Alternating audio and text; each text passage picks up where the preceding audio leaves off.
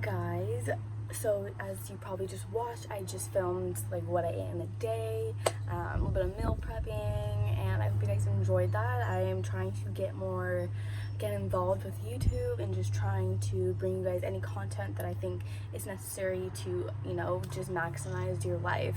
And I kind of wanted to tell you guys a little story about how I went from binge eating to intuitively eating, because I think from just even watching Gabby Shea, they're kind of the first person who introduced like binge eating and how normalized it should be, and that so many women actually do struggle from binge eating. Sorry if I touch my hair, it's because I just showered and it's super wet, and it's gonna make a huge wet spot on my back, so I kind of just go like that so it just dries. But I didn't realize how like normal binge eating was, and I thought I was the only one. And she kind of just took you through like her process of binge eating and how she struggled with it, how she coped with it.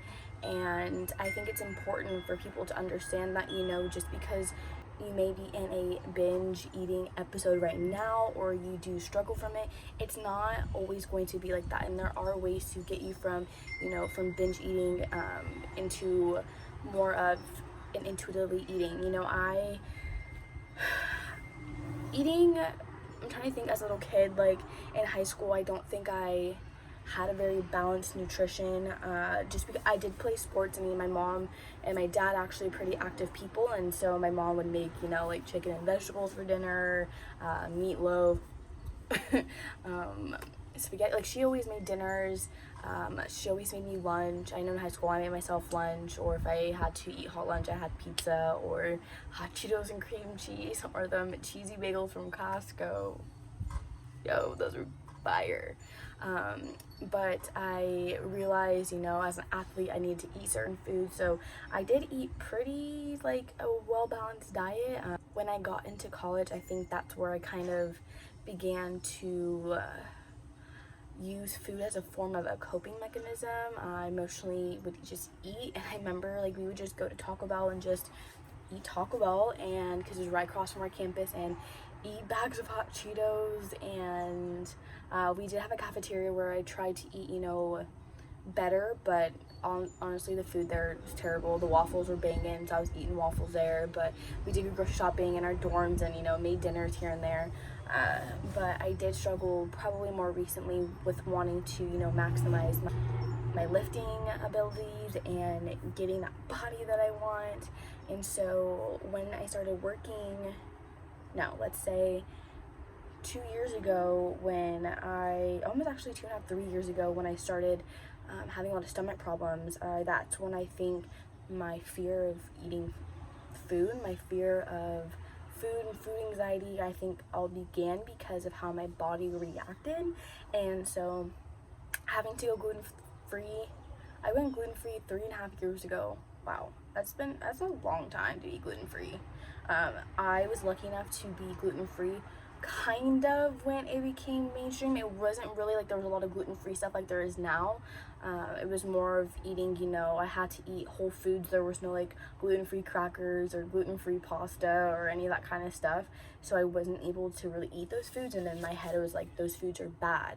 And then I had to go dairy-free, and so I do love cheese. I went to school in wine country, so wine and cheese were our weekend meals, and so not eating cheese kind of made me sad. But honestly, vegan cheese scares the shit out of me. I will not eat fake cheese. The amount of garbage that fake cheese is made out of, I don't know, freaks me out. I'm not someone, I don't like to just eat random additive foods. I rather just not have it at all, so I don't. And I have not had any cheese. If I want a cheese substance, I'll use nutritional yeast. It does the deed for me. I typically I stay away from cheese. And then a year after that, going gluten-free and dairy-free, still having a lot of stomach problems. That's when my food anxiety got really bad, was last year. I literally couldn't eat just even vegetables and my stomach would hurt. And so that was when really my fear and my food anxiety came to part, because every time I ate, I was like, how is my body going to react? How am I going to feel after that? Am I going to feel nauseous? Am I going to feel sick? And then, I worked 40 hours a week. I had to go to school, and so not feeling good was completely taking over my life. And so I think I got in my head when I worked. I definitely recommend going to watch my other video about my health journey. To go watch my health journey video. See, it's making you wet, because that kind of tells you more like what I went through. But when I worked with one of my practitioners, she kind of put in my head that carbs are bad, you know, the cravings of them, it's like the devil, and that's why we shouldn't eat them. And I only ate protein and vegetables with sweet potatoes here and there. And so I had to really begin to be okay with eating all spectrums of food, all my macronutrients of carbs, fats, and protein, and not worrying about how much I looked, and trying to just heal from inside out. And so since I've been working with Jazz this past February to now, which has been 6 months, I actually just kind of parted ways working with her just for about a month or two. I'll get more to that after, but yeah, I worked with her for about 6 months trying to, you know, figure out, why do I have these cravings? Why do I fall in the hands of wanting to emotionally eat? You know, I did a lot of soul searching and to figure out why my relationship with food was that way, and I had to do a lot of healing. And, you know, step one was figuring out why I had all these cravings. It was because I had a candida overgrowth. Yeast overgrowth thrives off of carbs and sugar. So every time I'd eat it, it would want more, because that's what it thrives off of. So it wasn't just me, it was chemically my body telling me that I wanted to eat more food, although I typically really did not need to. And so that problem right there, when she helped me kill that, it was like, oh, my hunger signals began to, you know, starting to actually work properly, to the point where, you know, I didn't need to scarf all this food down. And then after, you know, trying to focus on those signals, I realized, you know, when I do eat sugar, and let me tell you guys, because even during my birthday I had this mentality. So I'm still growing, I'm still learning, trying to, you know, going through quarantine, I did gain a lot of weight, where I did work really hard to where I was with my metabolism. My metabolism got so slow from just my health issues from the past. And so working with Kelly, my metabolism got better. And then quarantine happened, you know, I started binging eating, and then I started working with Jazz. So it's kind of evolved a little bit. And since working with Jazz, I was able to drop some body fat and weight because I was not binging. I was eating food until I was full. I was not tracking my macros. I think I tried for about a week to track my macros, because I wanted to just see like where I was at, and I was like, I realized it got me stressed out, and I was like, you know, I'm just not going to think about it right now. That is not what is important. Yes, my body goals are important, but my mental health and my physical health is way more important to me right now. That was, and you know, how I look. And so that's the hard truth. And if you do struggle with binge eating, don't worry about how you look. Again, I know that's hard to hear, but you need to do some soul searching. And so realizing that, you know, having to hit my macros stressed me out, I was like, I'm not even gonna put myself in that situation, right? Don't even put yourself in a situation where you're going to begin to mess with yourself mentally. You don't want to do that to yourself. Binge eating already is a mental disorder. And so I then, let's see what I do. It was during my birthday, and my mom made me some cupcakes, and I had chocolate, and I actually was very bloated on my birthday. I was very unhappy with how I looked and how I felt, and that was, what, we're now July 7th, I think? Today's July 7th, I don't know. That was almost 4 weeks ago, so like, again, this is completely new. I was like, again, like, I need to figure out, do I want to live uncomfortably? Do I want to put myself in a situation where every other week my body, you know, is either super bloated and I feel groggy and I don't love myself enough and I hate looking in the mirror? And so I did post like 2 weeks ago on Instagram that I was going through like a little mini cut, and that mini cut was more of me just cleaning up my diet and focusing on that. And so what I've been doing for the past 2 weeks is really just focusing on my relationship with food. I've actually been able to eat, I had lentil pasta because I do have candida probably still in my stomach. I do need to be careful with the food that I eat, and I can't indulge in all these different carbs like pasta. You know, I'm still gluten-free, but I have to be very careful. And so lentils are kind of like on the spectrum of I can have them but not too much of it. I have to have more of a low carb diet, like paleo, I guess is kind of like the term that works better with just my body. I had pasta, and I didn't even freak out. I was like, I'm gonna see how my body reacts. If I'm bloated tomorrow, that's fine, I'll figure it out. And I was just fine. I woke up, I was able to go to the bathroom, and I noticed that my body actually has been thriving a little bit better with eating just a small amount of carbs every other day. And the fact that I'm able to say, I'm intuitively eating is like mind-blowing to me, because I never thought I would get here. So, enough of me talking about my own story. I know it's kind of a lot, but I want you to understand that just because you're binge eating and have binge ate in the past, and that does not define you and where your relationship with food is. And so, my steps going forward again is trying to figure out, when I want to indulge in foods, it's like, okay, does my body need this? Am I emotional? Am I stressed out for the fact that I want these foods to help me in that area? I do have trigger foods. Chips are my trigger foods. I eat one, I want to eat the whole bag. It is what it is, and that's one of my goals, is to focus on those triggers and trying to figure out why. I love the crunch. Trying to, limit myself to only a serving size. I just can't do it. And so, like, the other week when I visited my boyfriend, I got a burrito and I got chips. Instead of buying chips, when I go out to a restaurant, so I'm like, okay, I'm gonna eat some chips. So it's one of those things where I want to, like, not treat myself, but, have one of those things. Oh, that's another thing. I had a burrito, gluten-free burrito, vegan, and I felt fine. I was a little bloated the next day, probably just because I was gone for 4 days and I wasn't drinking enough water, but I felt good again. I went to the bathroom, I didn't feel too bloated or gross or sluggish, so I was really proud of myself. So I'm trying to incorporate these different foods every couple of weeks and just see how my body continues to react. And it kind of goes to the point where, it's an all or nothing type of mindset. I used to think, even like I said 4 weeks ago during my birthday, I need to eat all of this today and tomorrow, so the next month I don't have any of it. And that mentality is terrible, because that's where binge eating stems from. And so, a lot with my acne and my face has been breaking out so bad was because my body really can't do well with sugar.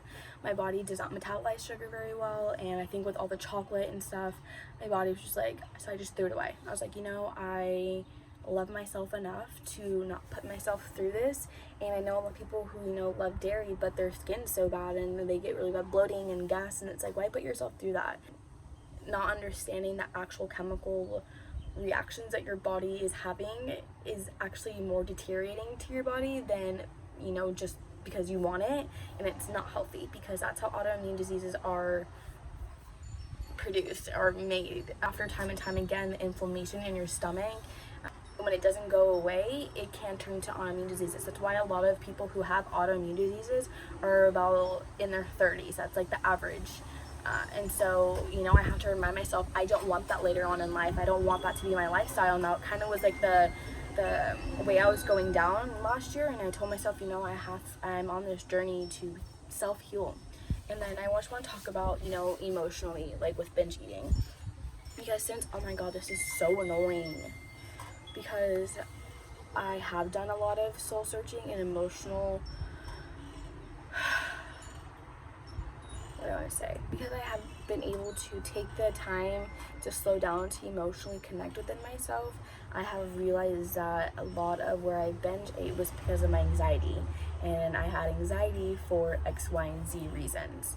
I be honest, probably because of the people I was around, financially, my purpose in life, unhappy with how I looked, and I realized that mental health has a lot to do with self-love. How you see yourself, how you feel, how you move, how you flow, it all correlates to how you think. And so I really recommend to anyone who has a binge eating disorder, or even if you aren't eating enough, to really do some soul searching to figure out who are you as a person, and why do you have this relationship with food? Why is it so negative in your mind? And go back to your time in your life where it kind of started and figure out what triggered that, what started that. For me, it was the way I felt and the way I looked, and 3.5 years later I'm here. And there's never a wrong time to begin your self healing journey. That is what I'm all about. That's what this channel is all about, is growth, healing, self-love, positivity. and just being true and real, honestly, because life is a bitch. Life is not always fun, it's not always joyful, but you know, with my mindset, I push myself to see the good and the bad. With gravitativity erases negativity, and that is what I live by. And so I hope this kind of helps you guys understand how you can maybe move from binge eating or counting macros to intuitively eating and just self-nurturing yourself. It's a daily thing for me, and actually what I'll share with one of my new goals is, because I have just started being able to get my period back on track. I think it's about to be like the 4th month, the fact that I know that that I've actually been able to have my period. I'm trying to focus really hard because my symptoms of having my period are wild. The week before my period, I get the worst cravings and I break out, and because I'm literally a breakout, like I'm starting my period next week. I break out, and so actually I'm gonna be working with Jazz in a month and a half or so. I just need a little break right now and just focusing on a couple other things to focus on my hormones and trying to get my period even better, balanced even better.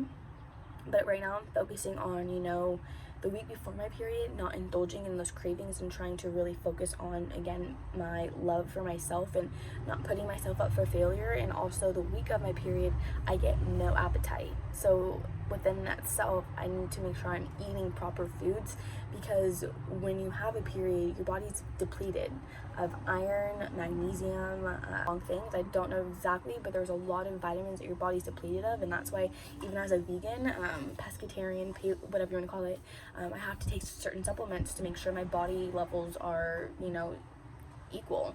And so if you're also a woman and you're on birth control or you don't have your period, I highly recommend to go follow Dr. Jolene Bright on Instagram. She has taught me so much.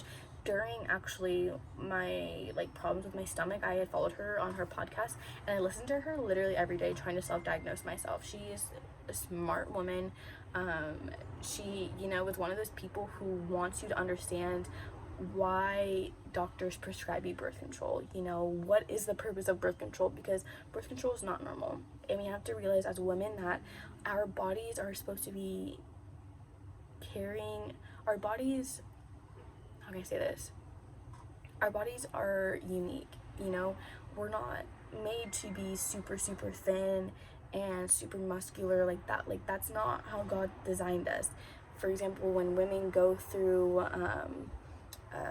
bodybuilding and, you know, all of that competition, if you do that, proud of you, like, good job, sis. But when you lose your period, like, that's not good. But you're, you know, the road to your success of losing your period, that's not good. That's not what our bodies are designed to. Our bodies are designed to bear children, to, you know, sustain periods and whatever. So it's important to, you know, even have a little bit of body fat on us to be ultimately healthy mentally and physically. And so just remember that. And that's when I look in the mirror sometimes and I feel a little extra thick, I'm like, this is how my body is supposed to be. I'm not supposed to be stick thin. Although maybe I want to lose just a couple % of body fat just to be a little bit healthier, just because I have been bulking for a good 7, 8, 9 months now. But yeah, my mini cut has started because I have been intuitively eating and not thinking too much about macros and building muscle and just trying again to heal myself inside out. I have lost some muscle mass, but again, that is okay with me because I have a bigger goal in mind, and that is to be connected within my body. And so, sorry this is a long ramble, but I just wanted to give you guys that information because it's been on my heart, and I just want you guys to understand that, you know, you can have a life that you want, and you don't have to be condemned to the world that we live in and social media tells you to be, and it's okay to be you. So I hope you guys enjoyed this video. Give it a thumbs up if you did. I will talk to you guys in the next video. I don't know what I'm gonna be posting next. I'm trying to figure out, get my content. Maybe I'll do like a little update of like all the things that I've been doing, because a lot of new stuff, personal coaching and kind of developing my own business and still being long distance with my boyfriend, and yeah, so maybe I'll give you guys a little update on the next video. Okay, I'll talk to you guys soon. Bye.